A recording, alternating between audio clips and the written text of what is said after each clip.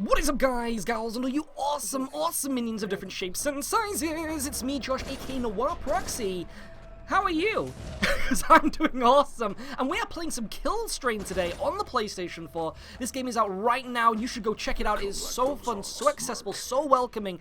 As a top-down shooter / MOBA multiplayer focused game, which is really, really cool. Because generally when you're playing multiplayer games, they put all this stuff on you. They put all these gameplay dynamics, all these interfaces, all this stuff that you have to learn, all these heroes, and they've all got different play styles, and it gets really annoying, and you get bogged down and confused, and it's like, just let me play the game, just let me enjoy it. And that's what games are about, right? And this is what Killstrain is about. It's a top-down shooter with MOBA feeling-y aspects to it, but it tries to focus on those top-down shooter awesomeness-y kind of things, which is what I really like, because one of my favorite kind of game genres, themes, is top-down shooters. I love those kind of games, these kind of games.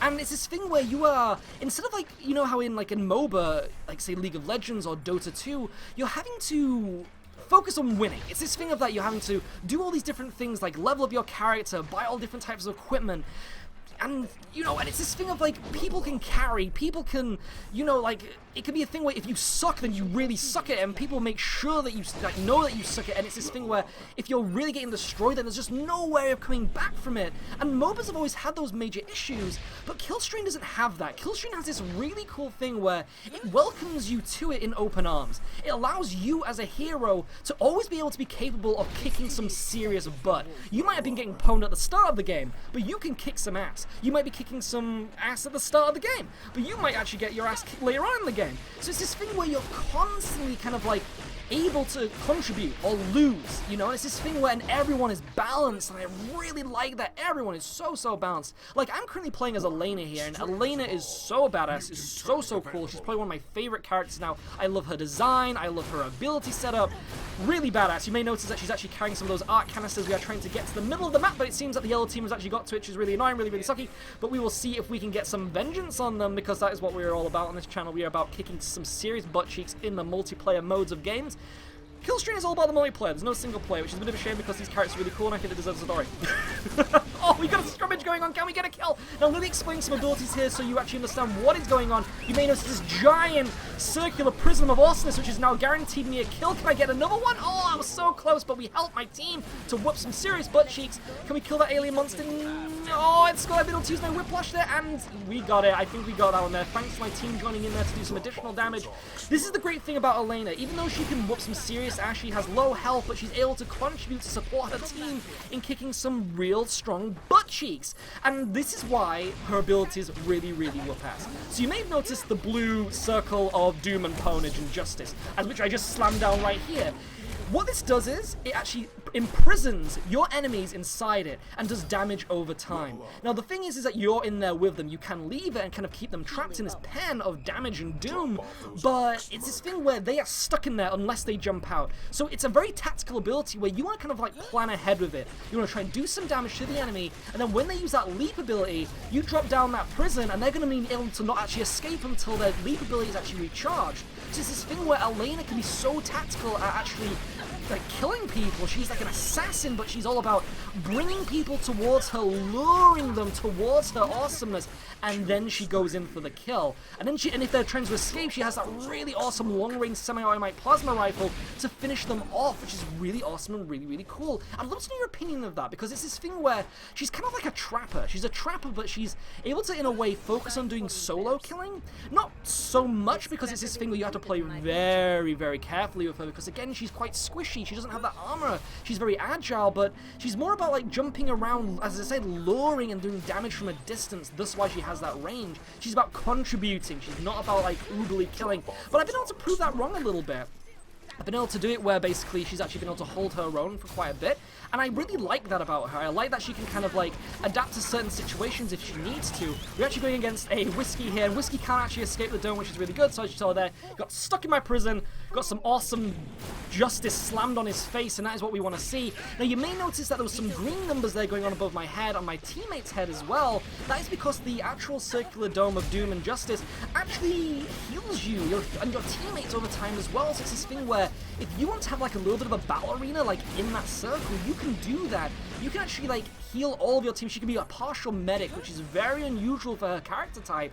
It's just almost additional kind of like benefits to her like super ability, which is really, really cool. You may notice as well that she has a leap ability. She can like hop around all over the place like this awesome like bunny on caffeine, which is fantastic. She has this amazing blue mohawk as well, so it kind of adds that thing where she's kind of like Sonic but with boobs. It's cool.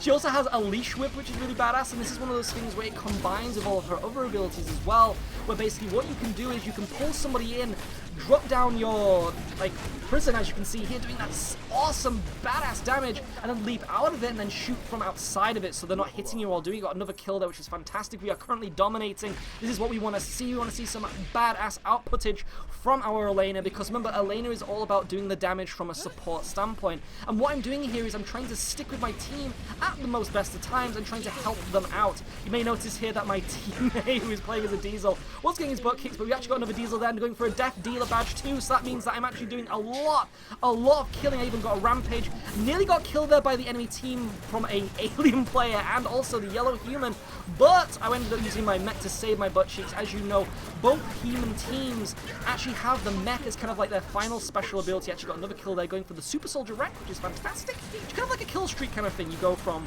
I believe it's Death Dealer, then I think it's Rampage, and then it's like Super Soldier, then it might be Legendary, I think, possibly, potentially, even got a double kill there. What is going on? I am officially unstoppable, as the game says there too. We're doing really well today. This is really, really awesome. Now, you may notice that I'm trying to level up. I'm trying to kill some stuff. Generally, what I was trying to do was to rush to the alien base and take it down as fast as possible. But one thing that I found was, why not have a little bit of fun? Why not level up, get really, really powerful, and then go in for the kill? I mean, you don't want to have your enemy team leveling up as well. You want to make sure that you're actually kind of like stomping them, making sure that they can't actually get any of that victory sauce.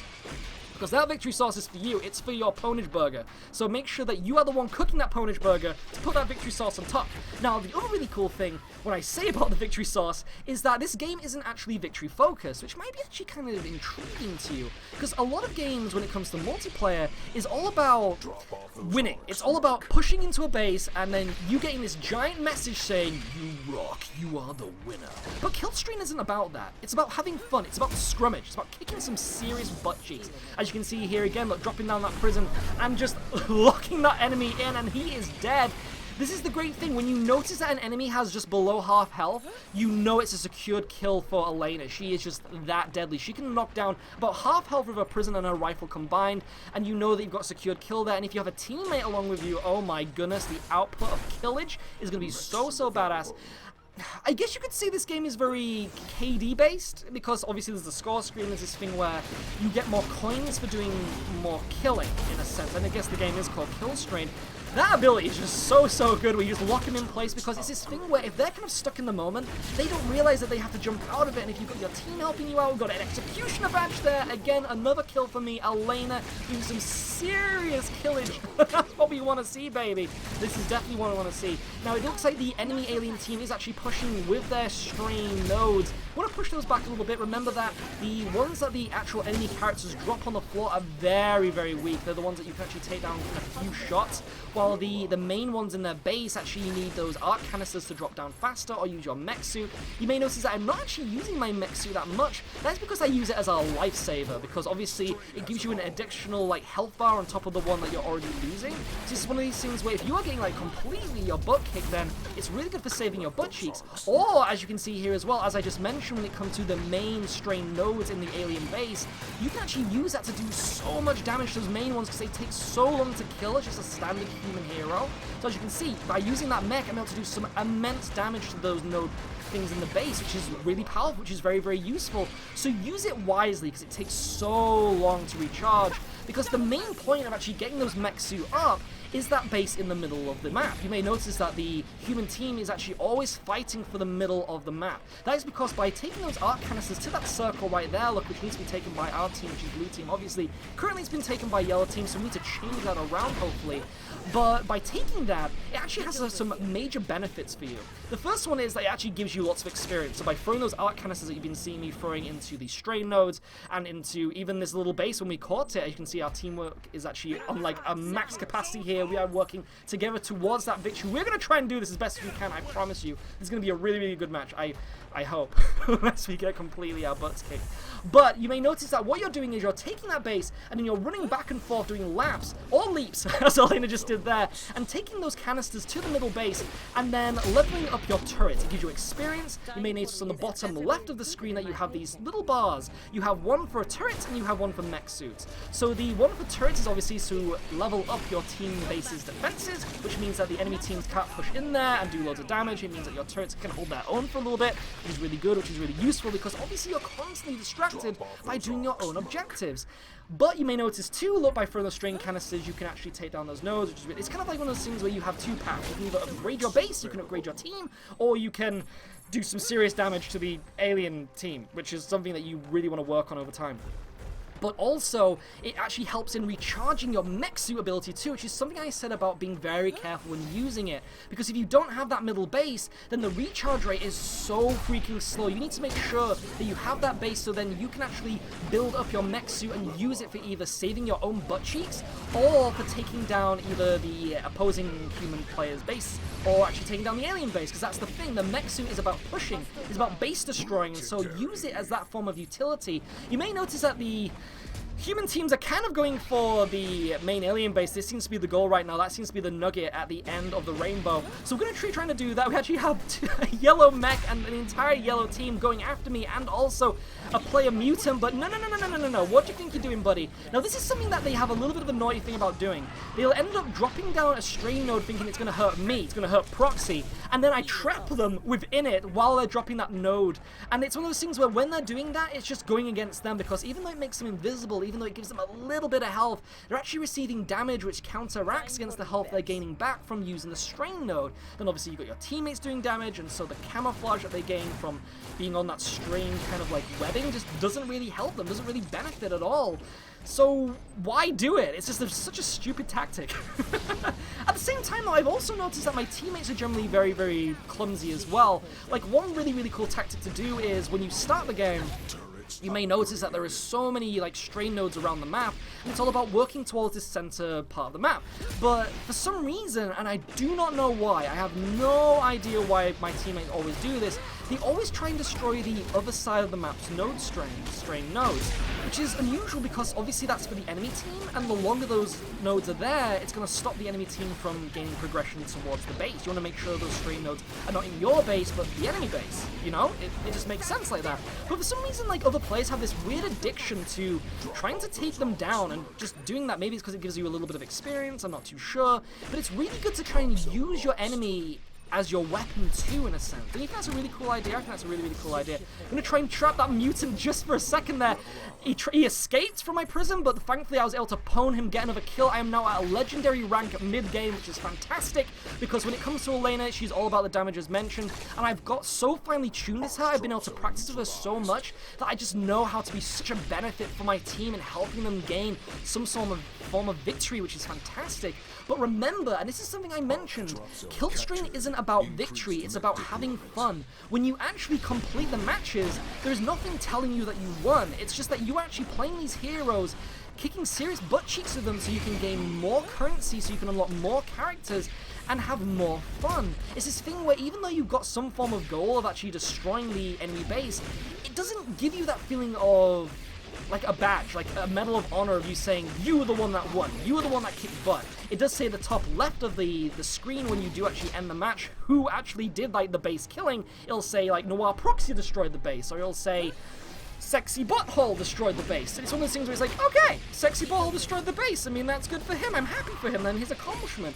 But it's not a thing of like the team won. It's not this thing of like blue team won or yellow team won. It's nothing like that. It's that you are kicking so much butt through doing the different objectives, say like gaining points, by killing, by reviving teammates, by doing all that kind of stuff, that is based on your own character performance that gains you your own personal victory. This game is all about personal victory. It's all about personal progression. It's all about you just playing as you and doing the best that you can, which is good, right? It's not this thing of like, oh, if you win then you get so many points for winning, but if you lose then you get punished by getting barely any points. No. I have lost plenty of times in this game, and through losing plenty of times in this game, I have actually ended up gaining loads of points just from playing really well as a team player. It's one of these things where the game recognizes you for doing your best as a team player, which is fantastic, as just playing as the hero the best that you can. You may notice here that we're going to try and go in for the yellow base here, trying to take down a turret, and the way that I'm going to be doing that is by using the mech suit to try and take down that turret as fast as possible. But you may notice that the turret is also taking down my health on my mech suit as fast as possible.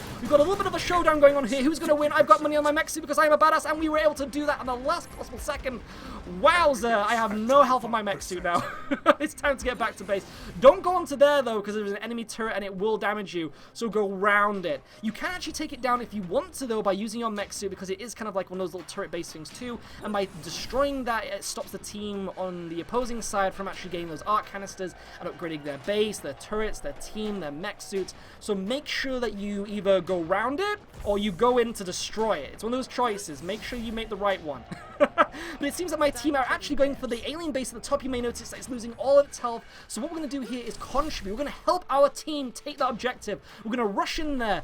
How we're going to do that, I'm not too sure. I do have a canister, but I'm going to use that to actually level up my teammates and actually allow them to get that mech suit a little bit faster, because by putting that mech suit on, well, the canisters on that little node in the middle of the map, it allows us to actually regenerate our mech suit a little bit faster. I'm going to try and rush in here as much as possible, because remember, the alien team has barely any help on their base now. It's this thing of the yellow team are pushing in, the blue team are pushing in. It's all about if we can actually get there first and take it down. I do have a mech suit, my teammates have a mech suit. I'm going to run through here, do loads of damage to myself, which is really suicidal, but I'm going to activate my mech suit, and we're going to push in here and do it as fast as possible. The yellow team are behind us. If we can just jump in there and do the final shot, the final kill, and boom shakalaka, baby! Using my teammates and me together as one and taking down the alien base, gain that victory, gain that ponage. Elena, I love you. Will you marry me? I don't think she's gonna. She'd rather probably kill me. We did it! Look at that, working as a team. That was one of those things where the enemy team had done so much damage to that base. We just jumped in there, stole that kill, that win, and we did awesomely. I hope you enjoy this gameplay. It's been me, Josh, aka Noir Proxy. Let me know in the comment section below what you think of it, though. I would love to know. But as always, ciao for now.